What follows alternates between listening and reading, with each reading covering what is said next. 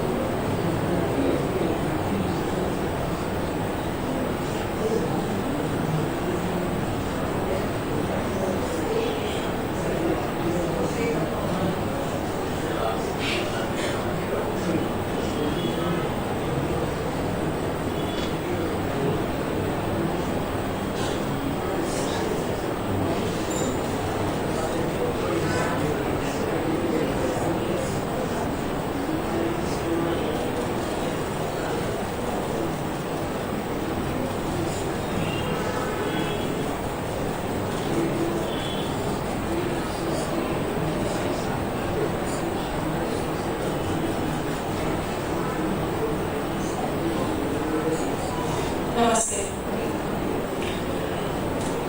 ओम विश्वानिदेव सवितर्दुरितहानि परासुव यद्भद्रं तन्नासुव।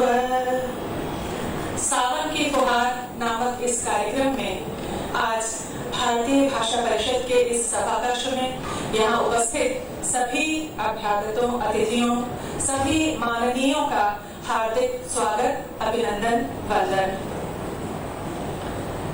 आज करगिल विजय दिवस के उपलक्ष्य में हृदय के भीतर स्वाभिमान और गौरव बोध के साथ अपने भारतीय शहीदों के प्रति कृतज्ञ स्मरण के साथ हम सब आज ऋतु की चर्या के अनुकूल, भारतीय परंपरा के अनुकूल एक आनंददायक कार्यक्रम में उपस्थित होने के लिए यहाँ समवेत हुए हैं।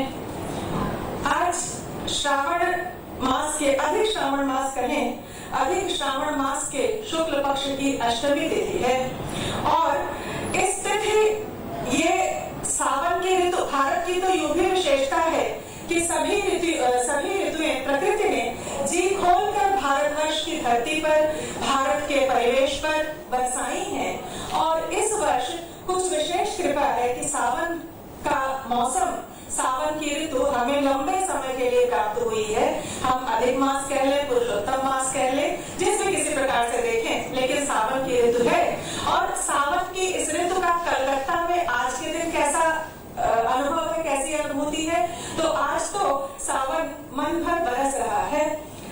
हम इस दृष्टि से सोचें तो जब इस कार्यक्रम की योजना बन रही थी तब हम इस बात के प्रति निश्चित नहीं हो सकते थे कि 26 जुलाई आज का दिन, आज सावन जैसा लगेगा कि नहीं लगेगा, लेकिन आज का सावन तो सावन है और इस सावन की फुहार, इस सावनी मौसम में, श्रावणी मौसम में सावन की फुहार के इस कार्यक्रम में आप सबका हार्दिक स्वागत। आज के मौसम के बारे में 4 पंक्तियां आपके सामने रखना चाहती हूँ और कलकत्ता के मौसम के लिए तो ये पंक्तियां और भी ज्यादा सटीक और सही प्रतीत होती हैं। रंगों भरा ये व्योम मंदिर गा रहा, रंगों भरा ये व्योम मंदिर गा रहा, कुछ भाव जैसे ये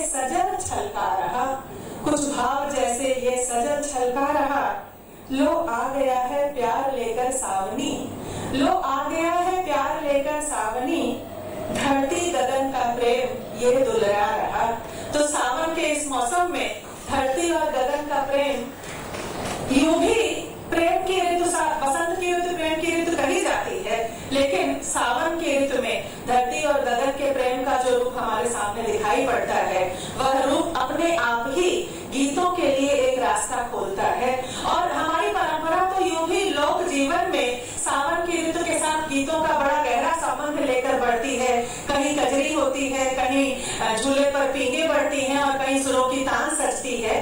तो इसी माहौल को एक प्रकार से शहर के बीच भी बनाने, सजाने और उसे कुछ और गंभीर बनाने, यानी साहित्य और जीवन के बीच की एक संकेत को, एक तंतु को जोड़ने की कोशिश में आज सावन की फुहार का यह कार्यक्रम सजाया गया है।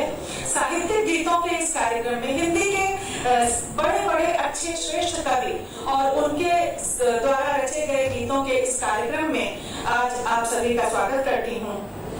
सबसे पहले हम आमंत्रित करते हैं मंच पर आज के इस संपूर्ण कार्यक्रम के केंद्र बिंदु और हमारे सुरों के साधक आदरणीय श्री ओम प्रकाश मिश्र जी को।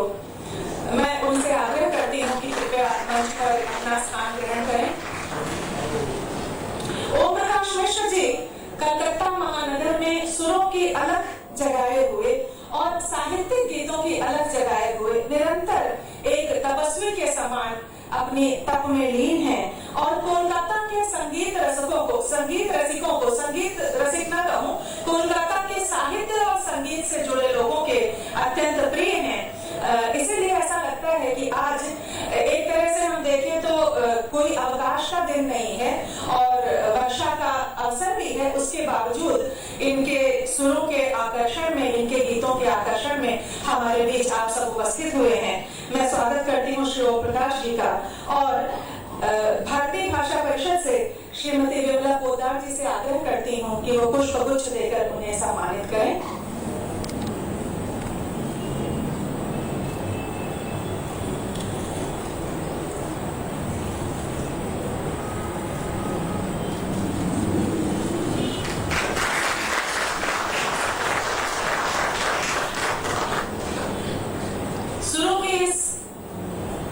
संध्या को सजाने के लिए सुरों के साथ साथ संगत की भी आवश्यकता है और आज संगत देने के लिए हमारे बीच संगतकार उपस्थित हैं।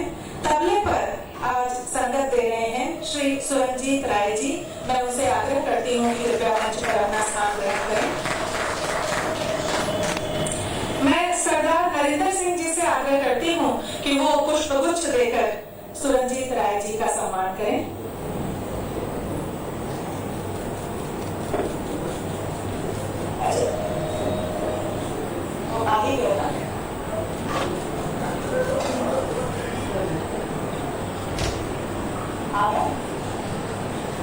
मैं प्रोफेसर दिलीप शाह जी से आग्रह करती हूँ कि वो पुष्पगुच्छ देकर सरदार श्री सुरंजीत राय जी का सम्मान करें।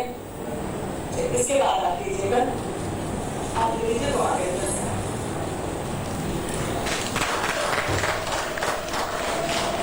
आज बांसुरी पर संगत दे रहे हैं अपने मधुर स्वरों के साथ श्री गौतम चक्रवर्ती जी। उनसे आग्रह है कि कृपया मंच पर अपना स्थान ग्रहण करें। सरदार नरेंद्र सिंह जी के से आग्रह करती हूँ कि वो पुष्पगुच्छ देकर गौतम चक्रवर्ती जी का सम्मान।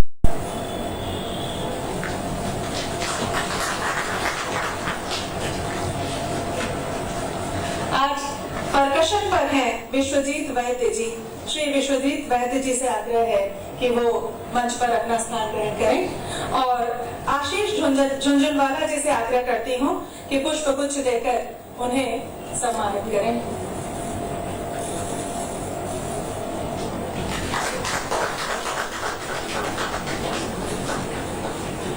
संगीत के सुरों की इस माला को अपने सूत्र से पिरोने वाली, अपने शब्दों के सूत्र में पिरोने वाली और सुरों की संध्या को गीतों के बीच आगे बढ़ाने के लिए आज हमारे बीच उपस्थित हैं प्रियंका कुमारी सिंह सूत्रधार के रूप में। प्रियंका कुमारी सिंह से आग्रह करती हूँ कि वो मंच पर आए मैं प्रोफेसर दिलीप शाह जी से आग्रह करती हूँ कि वो पुष्पगुच्छ देकर प्रियंका कुमारी सिंह को सम्मानित करें। प्रियंका आइए बीच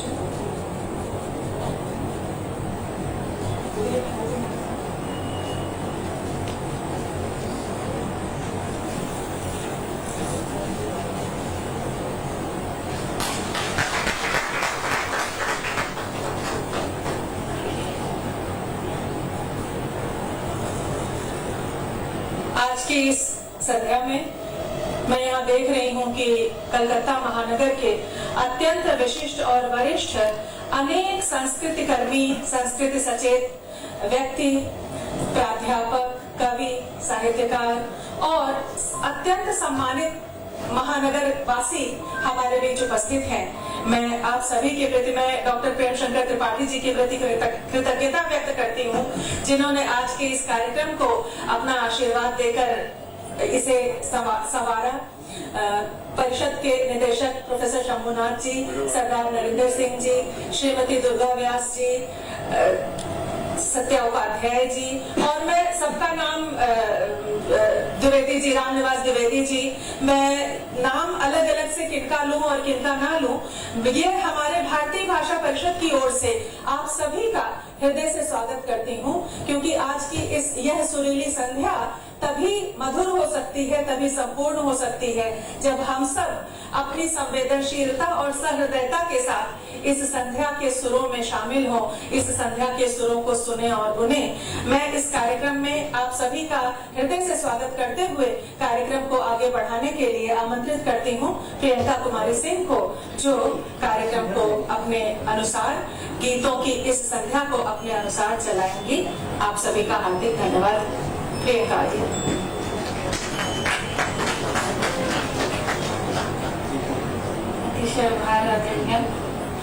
इस सभागार में उपस्थित सभी श्रोतावृंद एवं प्रस्तोतावृंद को मेरा सादर प्रणाम।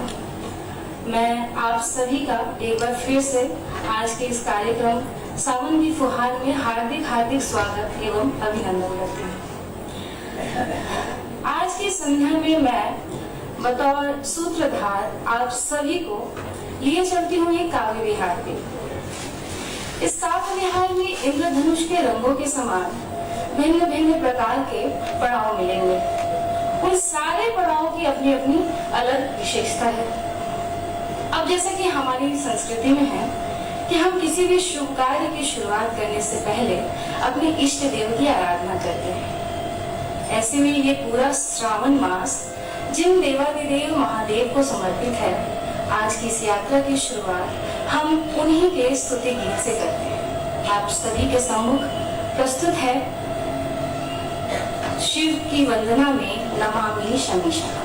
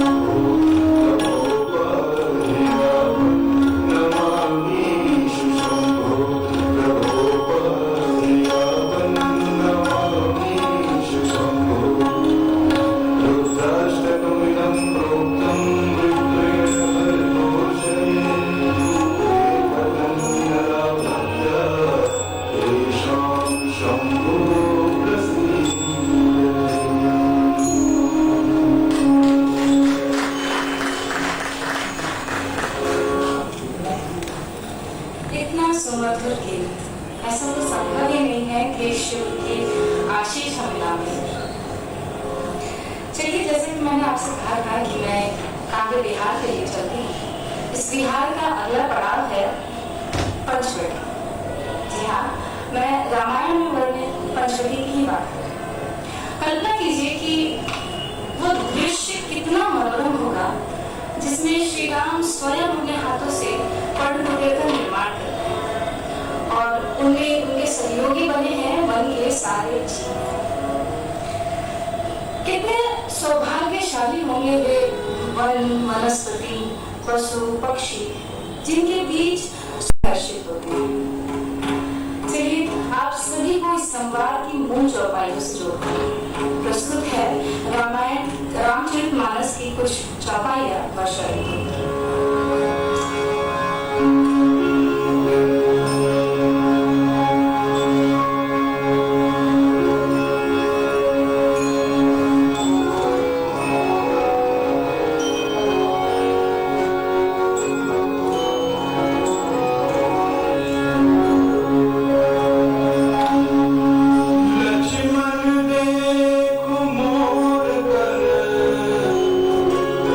नाचत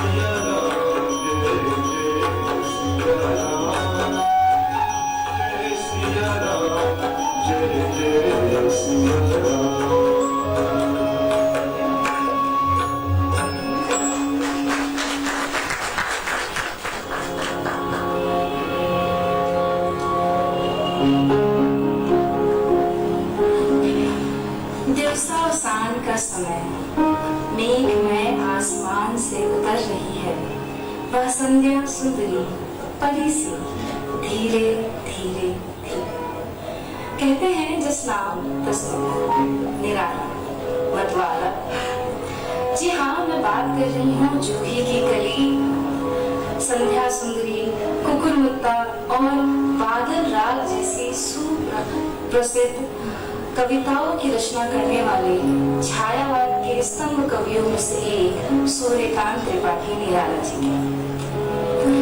अपनी कविताओं में प्रकृति का अवलंबन लेकर आंतरिक भाव को उन्होंने क्या बखूबी संबोधित किया है। इसीलिए शायद ही कोई ऐसा व्यक्ति है जो उनके नाम से परिचित न हो। आइए इस सावन की मधुरिम फुहार में कुछ धुन, कुछ राग निराला जी द्वारा गढ़े बादलों की ओर से भी सुनते हैं। आप सभी के सम्मुख प्रस्तुत है बादल राग कविता।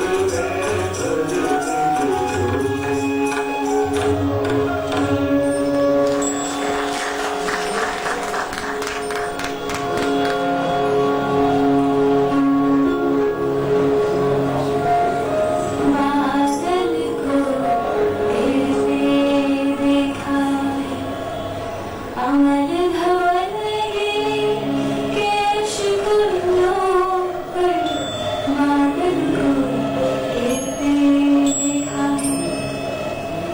ये कविता है जज्बाती चेतना से ओतप्रोत कवि नागार्जुन जी। कविताओं में विविधता कितनी हो सकती है ये हम इनसे सीखते हैं।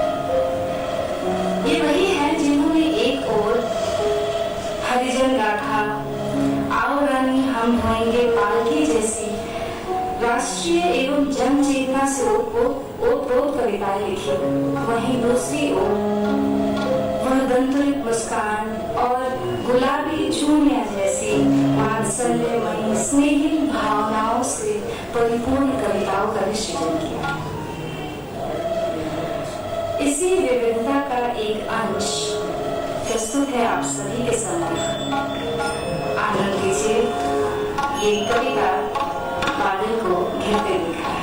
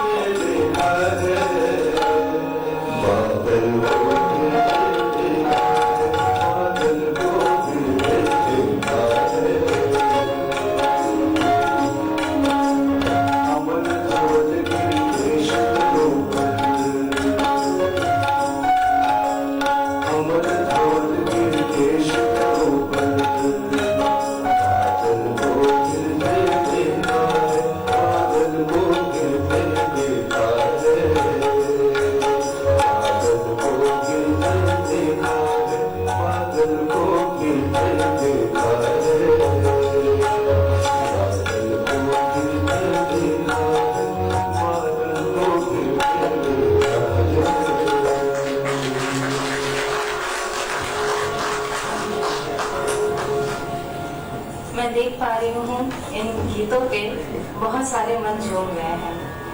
बस इसी के लिए एक बार और जोरदार तालियां।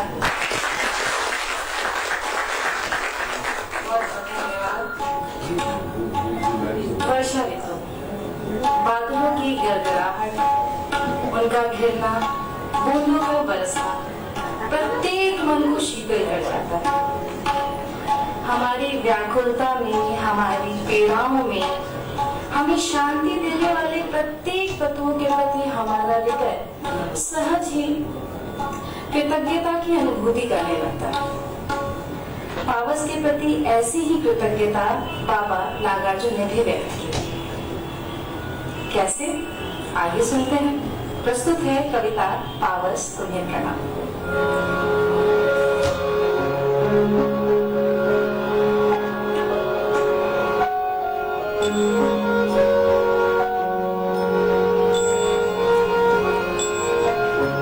पावस तुम्हें प्रणाम, पावस तुम्हें प्रणाम। लोचन रंजन मानस रंजन, पावस तुम्हें प्रणाम। लोचन रंजन मानस रंजन, पावस तुम्हें प्रणाम। पावस तुम्हें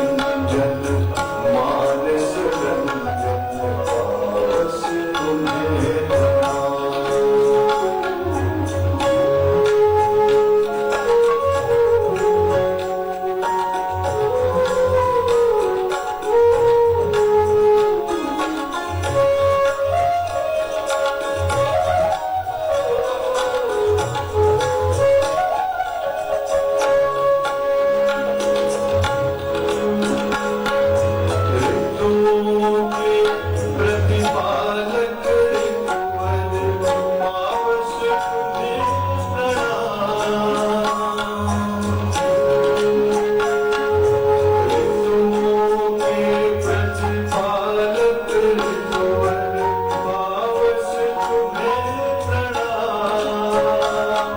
पावस तुम्हें प्रणाम।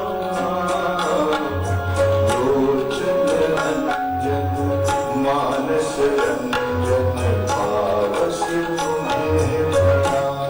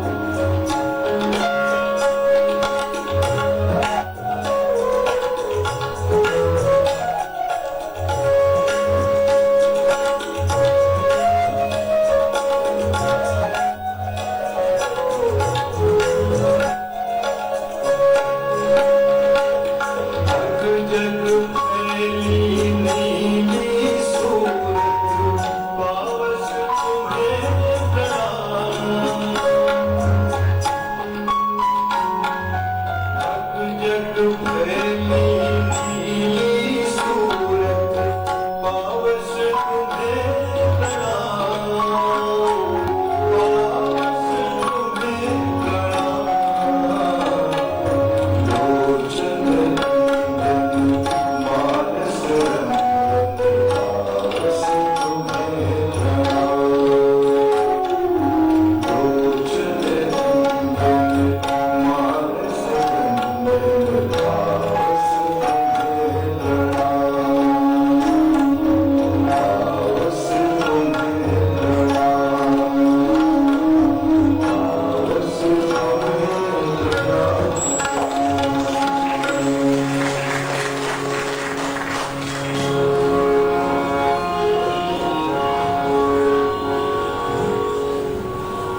मूल नाम वैद्यनाथ मिश्र, मैथिली कविता के लिए यात्री, संस्कृत रचनाओं के लिए चाणक्य, बौद्ध दीक्षा लेने के बाद इनका नाम नागार्जुन पड़ा। लेखक गण, मित्र और राजनीतिक कार्यकर्ता उन्हें नागा बाबा कहते हैं। एक साथ इतने नाम, एक साथ इतनी भाषाओं का ज्ञान, एक साथ इतनी भाषाओं में कविता रचना, ये वाकई ईश्वर प्रदत्त प्रतिभा है। संस्कृत के बड़े बड़े महाकाव्य जैसे रघुवंश महाकाव्य, कुमार संभव और मेघदूत आदि को अपनी एक ही कविता में बड़ी सहृदयता और सुगढ़ता के साथ इन्होंने बखूबी से पिरोया है।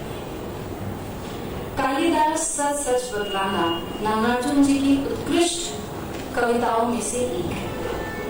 तो आइए हम बाबा नागार्जुन जी के सहारे कालिदास और उनके महाकाव्यों से जुड़ते हैं। कविता कालिदास सच सच बतलाना।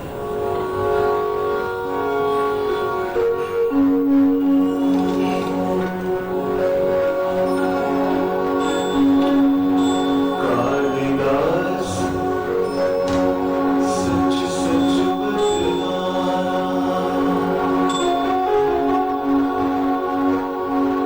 इंदुमती के मृत्यु शोक से अज रोया तुम रोए थे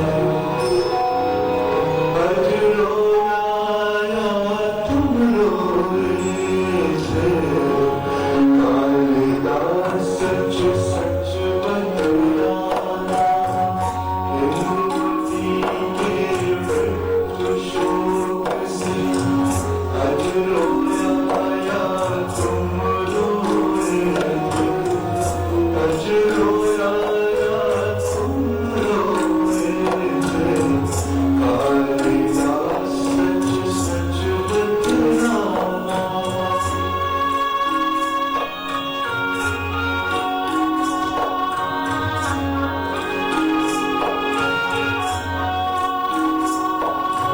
शिव जी की तीसरी आंख से निकली हुई महाज्वाला में घृत मिश्रित सोखी समिधासन कामदेव जब भस्म हो गया रतिका क्रंदन सुन वासु से रतिका क्रंदन सुन वासु से तुमने ही तो दृढ़ धोए थे तुमने ही तो दृढ़ धोए थे कालिदास सच सच बतलाना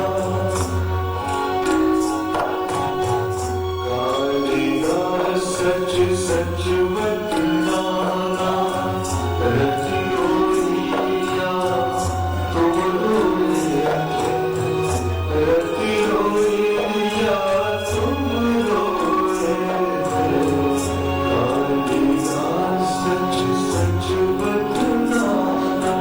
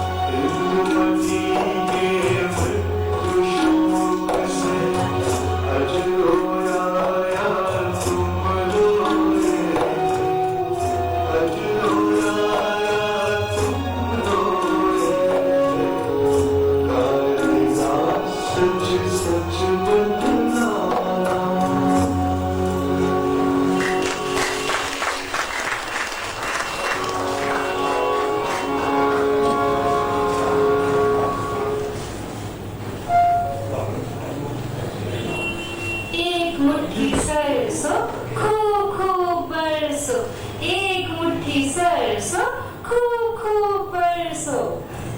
बचपन के दिन याद आ गए। उन दिनों बादलों की गड़गड़ाहट से हम सुनते ही हम घर से बाहर निकल जाते या तो छत पे चले जाते, सारा काम धाम छोड़ देते। काले बादलों से पूरा आसमान ऐसे घिर जाता जैसे मानो दिन में ही रात हो गई। इस नजारे से हमारा बाल मन फूले न समाता। उस पर ठंडी और जोरदार हवाएं, हम खूब नाचते खूब गुनगुनाते यही किया जो कि मैंने आप सबको सुनाया। तो क्या हुआ आज हम वयस्क हो गए, पर बादलों का घिरना तो आज भी निभाता ही है।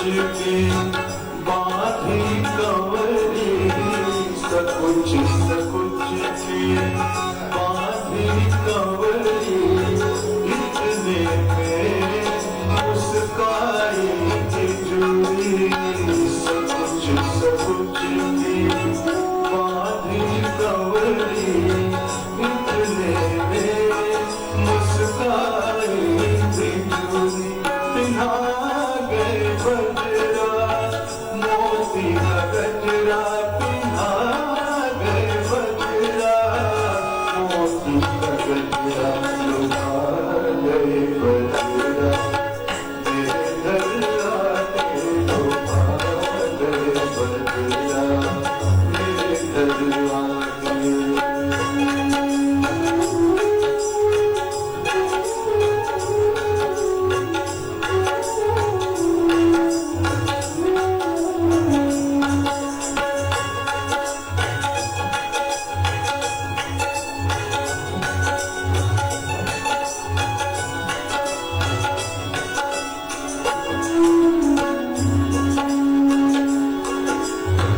भीगे भीगे पाहुन आए भीगे भीगे पाहुन आए द्वार की सिकड़ी खुड़काए भीगे भीगे पाहुन आए द्वार की सिकड़ी खुड़काए बिठा गए बदला पानी का पहरा बिठा गए बदला पानी का पहरा डुबा गए बदला तेरे घर आके डुबा गए बदला मेरे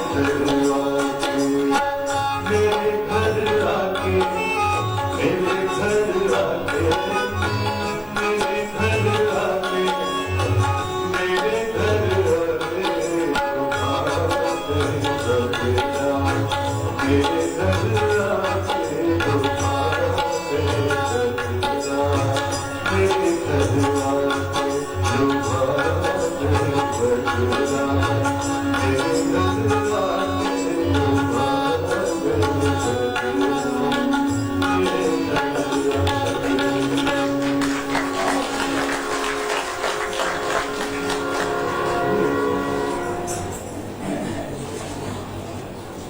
जीवन के नाना कार्य व्यापारों में जो अनुभव उत्पन्न होते हैं उसका सारा वर्ग जितने वर्ग है वो अलग अलग अनुरूप लेता है, अपने अपने अनुसार लेता है। एक अकेली बारिश किसी बच्चे के लिए छपाक छैया का खेल है तो किसी प्रेमी युगल के लिए संयोग का सुख तो वियोग की वेदना भी है। वहीं एक वर्ग ऐसा भी है जिसके लिए संपूर्ण वर्षा ऋतु ईश्वर का आशीष रूप है और वो वर्ग है हमारे देश का कृषक वर्ग। गीतों की श्रृंखला में अब अगला गीत है केदारनाथ सिंह जी की कविता आना जी बादल जरूर। वे आमंत्रित करते हैं बादलों को ताकि खेतों में धान उग सके, ताकि किसानों का जीवन सरल और सुगम हो सके।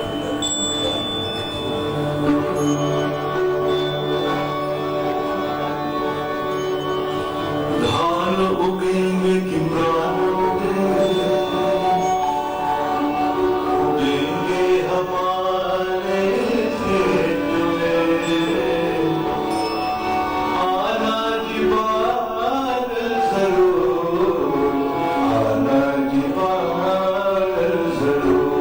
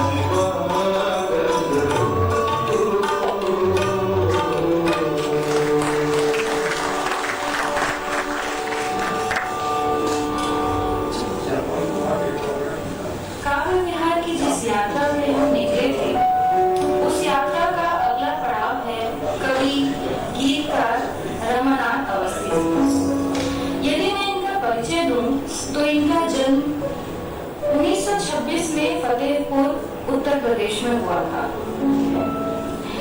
उन्हें कविता मंच पर गीत ऋषि कहकर आवाज लगाई जाती थी और लोकप्रियता में गोपाल दास नीरज से टक्कर लेते थे। पराग, सारिका और दीनमान जैसी पत्रिकाओं के प्रसिद्ध संपादक कन्हैया लाल नंदन ने पूरी आत्मीयता से उनके लिए कहा था।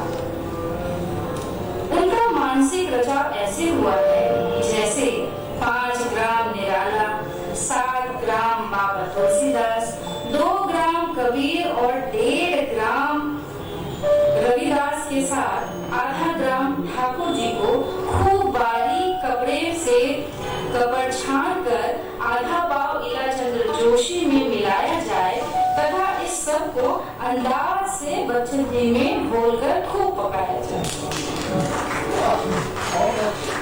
गीत की श्रृंखला में अगला गीत है मैं सदा बरसने वाला मेघ बनूं।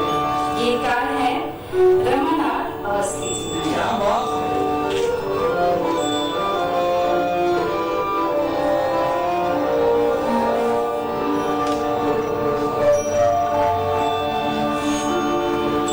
मैं सदा बरसने वाला मेघ बनूं, तुम कभी न बुझने वाले प्यास बनो। मैं सदा बरसने वाला मेघ बनूं, तुम कभी न बुझने वाले प्यास बनो। मैं सदा बरसने वाला मेघ बनूं, तुम कभी न बुझने वाले प्यास बनो।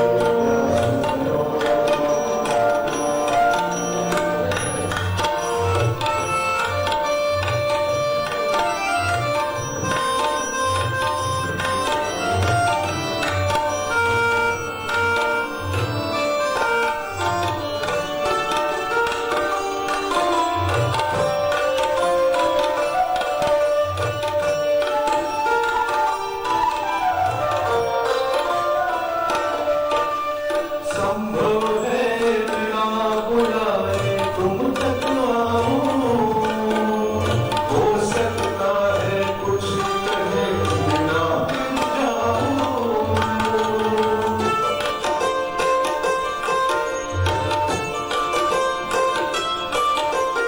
संभव है बिना बुलाए तुम तक आओ, हो सकता है कुछ कहे बिना फिर जाओ। यूं तो मैं सबको पहला ही लेता हूँ, लेकिन अपना परिचय कम ही देता हूँ, लेकिन अपना परिचय कम ही देता हूँ।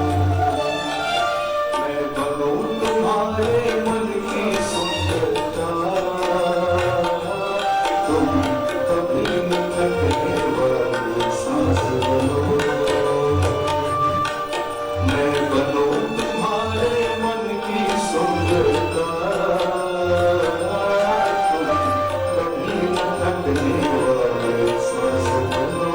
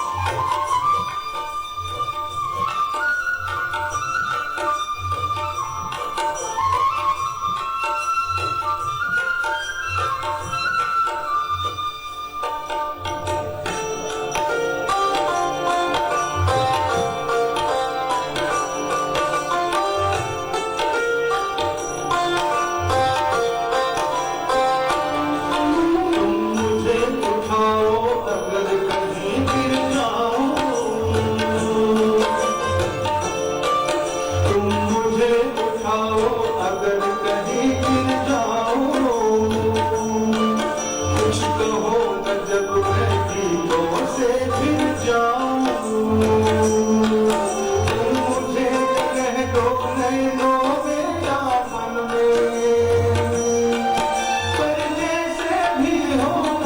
रहो जीवन में,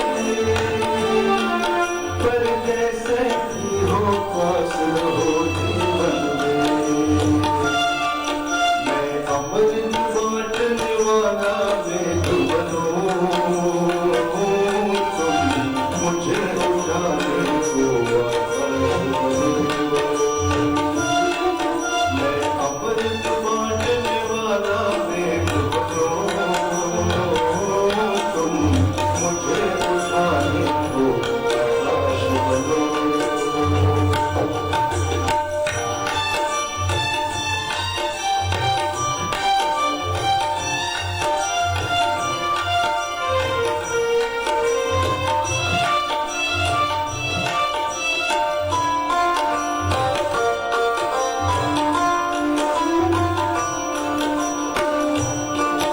वो जहाँ स्वरों का अंत वहाँ मैं गाऊं,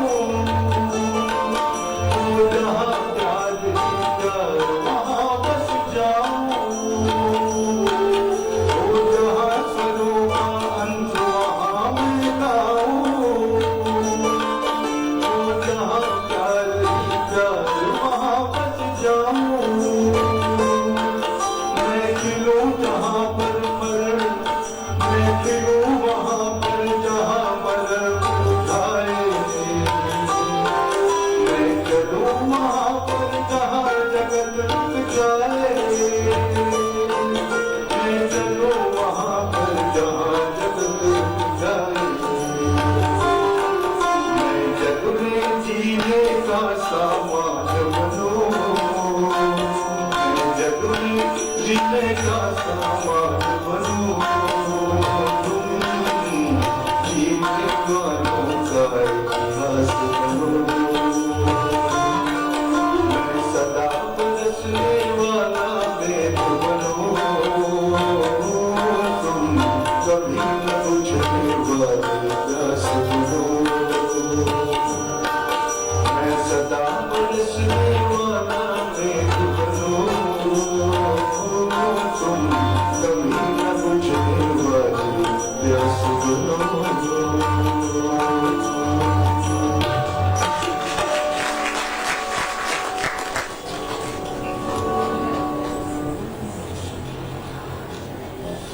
गाहे बगाहे कहीं बैठे, कभी दफ्तर या कभी घर में नितांत अकेले, हाथों में चाय की प्याली और बैल्कनी में बैठे बैठे बारिश की रिमझिम को तकते तकते हम न जाने किन यादों में खो जाते हैं।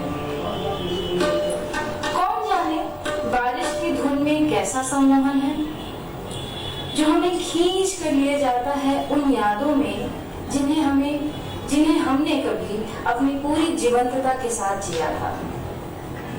बारिश की बूंदें हर याद ताजा कर जाती है, जैसे मुरझाए फूलों पर किसी ने ताजे पानी के छींटे डाल दिए हों। बारिश अपने आप में यादों का भंडार है। यूं ही स्मृतियों को जीते हुए लिखते हैं रमानाथ अवस्थी जी। गीत का शीर्षक है यार बन बन कर गगन पर सामने घन छा गए।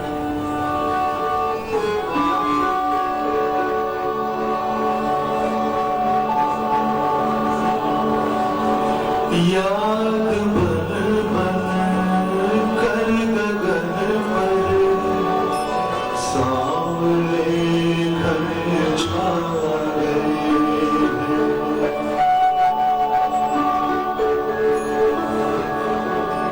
याद बन बन कर गगन पर सामने घन छा गए। याद बन सामने घन छा गए।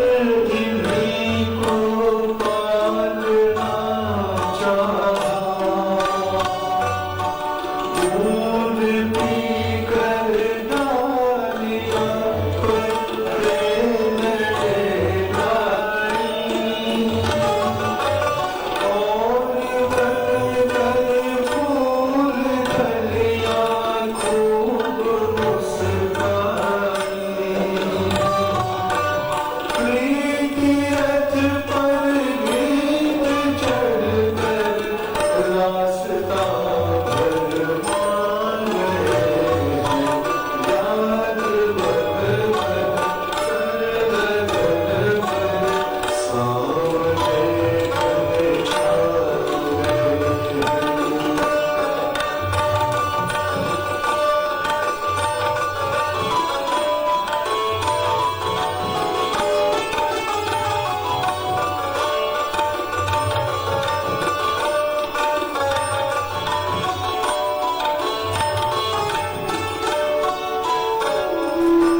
शाम तन में शाम परियों को लपेटे,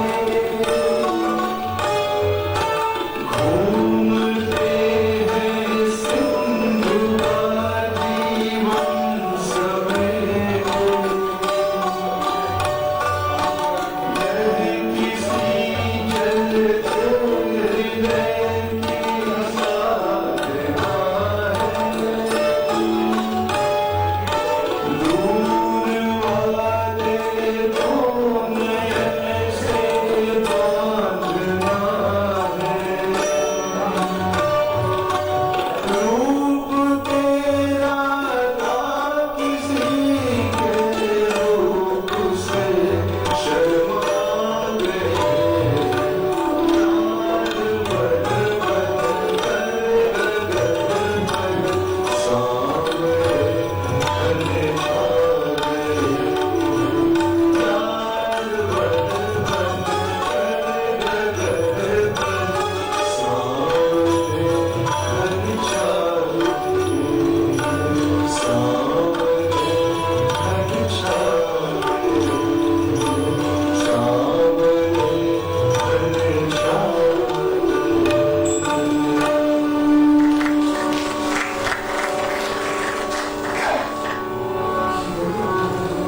बादलों को संदेश वाहक के रूप में चित्रित करने की परंपरा हमारे काव्य जगत में बड़े शुरुआती दौर से रही है। कालिदास की रचना मेघदूत इसका बड़ा सशक्त उदाहरण है। प्रेम संदेश ले जाते बादल हमने खूब देखे। कृषकों की गुहार को भी बादलों ने खूब स्थानांतरित किया। पहली बार मैंने एक ऐसा गीत पढ़ा जिसमें बादल की भूमिका तो ज्यों के त्यों है, किंतु इस बार संदेश प्रेषित करती है एक बेटी। कुंवर नारायण अपने आप में कुंवर बेचैन अपने आप में एक बड़ा नाम है। अपने विचारों से उन्होंने सिद्ध किया कि उनका नाम वाकई बड़ा होने योग्य है। अब जो गीत आप सुनेंगे वो एक संदेश है जो एक बेटी ने अपने बाबुल अपने पिता को भेजा है। वो संदेश क्या है इस गीत में हम सुनते हैं। गीत का अनुमान है बदरी बाबुल के घर जयपुर।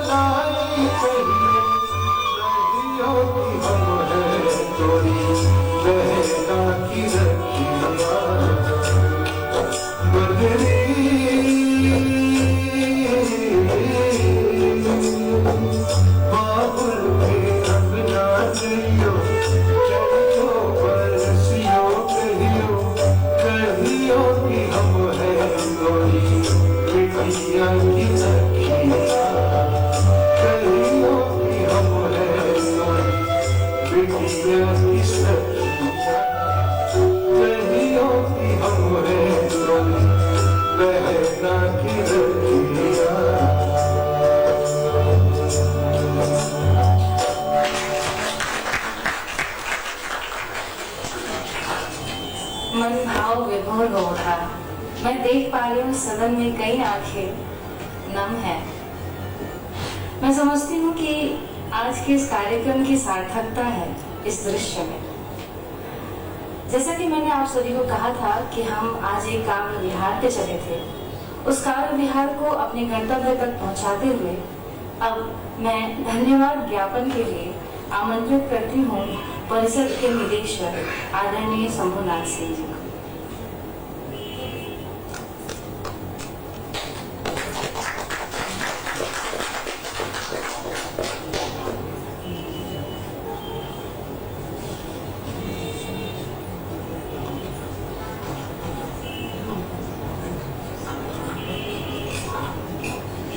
आदरणीय मित्रों, आज की ये शाम अभूतपूर्व रही है इन सबके लिए।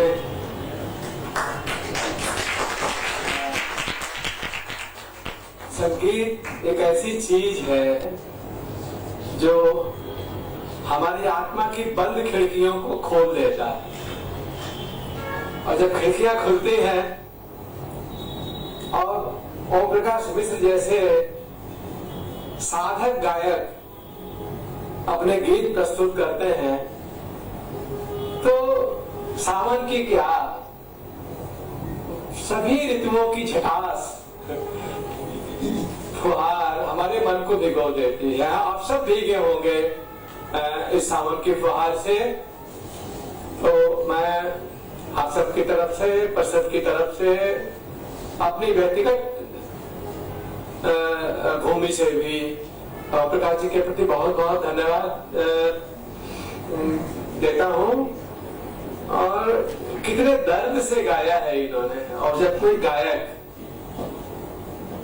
दर्द के साथ गाता है और भीतर एक ऊंचे दर्जे की प्रफुल्लता भर देता है, दर्द भी प्रफुल्लता भरता है। अगर उस दर्द में विस्तार हो तो दर्द भी प्रफुल्लता भरता है। तो हम सब आनंदित हुए।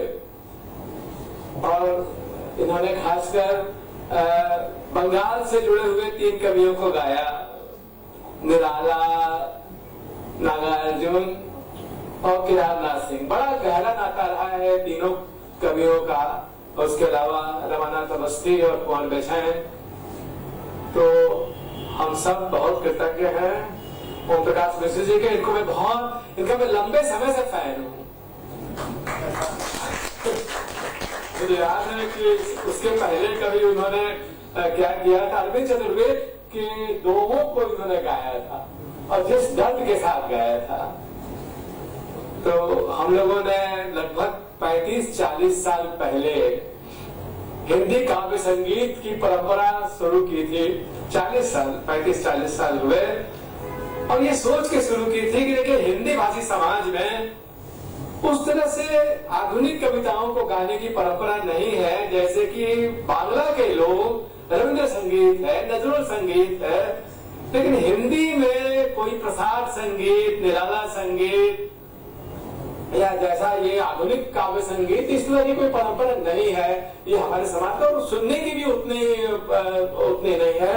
और शायद यही वजह हो कि हिंदी क्षेत्र पर जो बंबई का मनोरंजन उद्योग है उसने इसकी मानसिकता को बहुत ध्वस्त किया, और रैप पॉप इतना ज्यादा फैल गया क्योंकि हम हिंदी कविता को गा करके बौद्धिक जमीन पर एक मानस नहीं तैयार कर पाए, उतना सक्रिय नहीं हो सके। तो ये ऐसे प्रयास जो भी करते हैं, मजा राय जी भी हैं हमारे बीच, ओम प्रकाश जी भी हैं, और ऐसे ही और नए नए अगर व्यक्ति पैदा हो तो हो सकता है कि हम आधुनिक हिंदी काव्य संगीत को भी लोकप्रिय बना सकें। मैं आप सभी सुधीजनों को यहाँ उपस्थित हैं ये गायन सुनने के लिए और इस सावन की फुहार के कार्यक्रम को सफल बनाने के लिए आप सबके प्रति भी बहुत आभार व्यक्त करता हूँ। राष्ट्रीय जी के प्रति जो इन्होंने इतना, हमारे मंत्री हैं परिषद की, और इन्होंने बहुत सुंदर संचालन किया। और प्रियंका सिंह जो मैं कह रहा था कि रायश्री का भावी रूप है वो तो अगर ऐसी नई पीढ़ी को हम लोगों को तैयार करना है तो सबको बहुत बहुत धन्यवाद। और संगीतकार हमारे जिन्होंने शब्दों को एक तरह से ठोस धरातल दिया। देखिए, साहित्य को लोकप्रिय बनाना है तो संगीत के बिना साहित्य को लोकप्रिय नहीं बनाया जा सकता। साहित्य के लोकप्रियकरण के लिए संगीत एक बहुत जरूरी तत्व है, बहुत जरूरी है। तो आप जो संगीतकार यहाँ पर उपस्थित हैं, मैं आपको भी लंबे समय इनके साथ बात देखा है, सही कह रहा हूँ ना? 25 वर्ष हो गए, कितने साल हो गए, तो आपको पा करके हम सब बहुत आनंदित हैं। बहुत बहुत धन्यवाद।